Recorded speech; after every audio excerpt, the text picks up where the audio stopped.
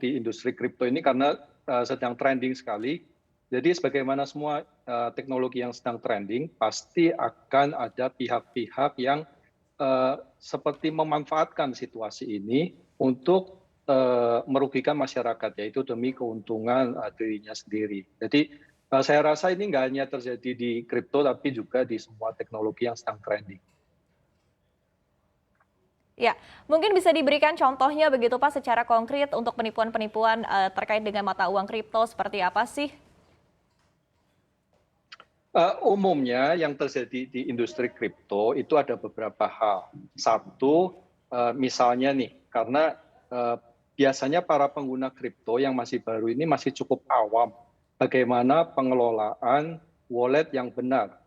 Jadi mereka hanya download wallet sembarangan di internet untuk menyimpan aset kripto mereka. Nah, ini cukup berbahaya ketika wallet yang mereka gunakan itu ternyata bukan wallet yang resmi atau wallet yang aman. Jadi ketika wallet tersebut bisa di take over oleh orang yang tidak bertanggung jawab, khususnya para hacker, itu saldo bisa hilang. Ini kalau secara teknis ya. Namun di sisi lain juga terdapat yang seperti tadi Mbak Iva katakan, contohnya adalah investasi bodong. Ini tentunya tidak hanya terjadi di industri kripto, namun juga ini adalah fenomena yang ada sejak dahulu kala.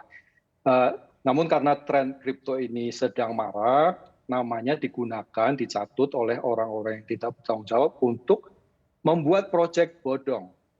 Nah, contohnya biasanya yang dilakukan oleh para pembuat program investasi bodong ini, mereka itu selalu memberikan janji return yang luar biasa besar, katakan 1% sehari, atau menjanjikan beberapa puluh persen dalam sebulan, di mana hal tersebut tentu too good to be true. Dan biasanya yang too good to be true itu memang ya biasanya nggak true gitu kan. Jadi ketika melihat fenomena tersebut, masyarakat harusnya jangan sampai tertipu, entah itu kripto, entah itu maupun dengan media yang lain. Karena biasanya modusnya selalu seperti itu. Dan ujung-ujungnya biasanya jatuhnya adalah antara pengembangnya itu kabur, atau itu hanya sebuah cara untuk scam masyarakat saja.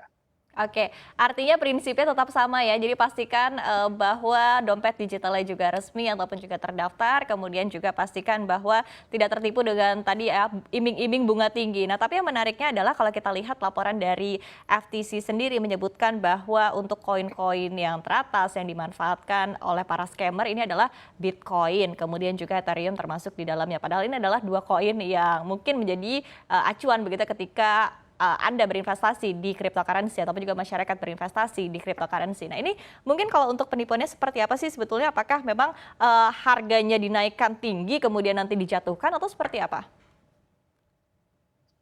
Biasanya nggak seperti itu. Biasanya yang mereka tawarkan adalah janji investasi. Yang paling umum itu Oke, janji investasi. ya, Jadi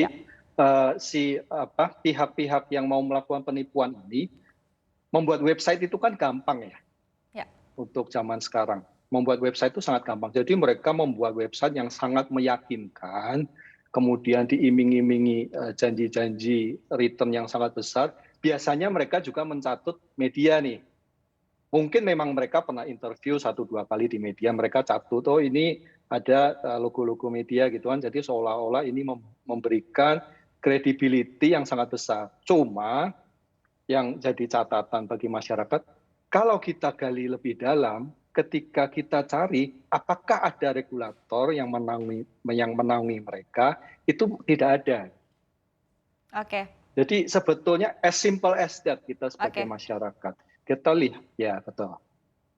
Oke, artinya hanya menggunakan nama Bitcoin begitu ya sebagai tadi ya untuk menarik uang masyarakat untuk berinvestasi padahal bukan diinvestasikan di Bitcoin sesungguhnya begitu ya kurang lebih. Oke, nah kemudian yang menarik juga kalau kita lihat terkait dengan perkembangan cryptocurrency saat ini. Kalau kita lihat juga kan sebetulnya dengan berbagai sentimen yang ada di sepanjang tahun 2022 ini salah satunya adalah terkait dengan inflasi, kemudian juga dari suku bunga bank sentral termasuk The Fed sendiri ini kan tentunya berpengaruh berpengaruh begitu kepada pasar keuangan secara global. Nah, tapi kalau Anda lihat untuk sentimen-sentimen ini seberapa besar sih berpengaruh kepada pasar Bitcoin ataupun juga kepada pasar cryptocurrency?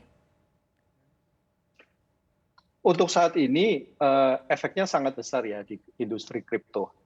Jadi sebagaimana di semua ini kan karena makroekonomi ya, semua juga tersentuh termasuk di stock market, begitu pula dengan kripto ini efeknya lumayan besar. Kita lihat pergerakan harga Bitcoin dan mata uang kripto lain turun lumayan tajam dalam beberapa bulan terakhir. Namun yang perlu kita ingat di industri kripto itu kita punya istilah namanya siklus 4 tahunan. Dan ini cukup bisa menjadi tren yang cukup bisa kita percaya sih so far.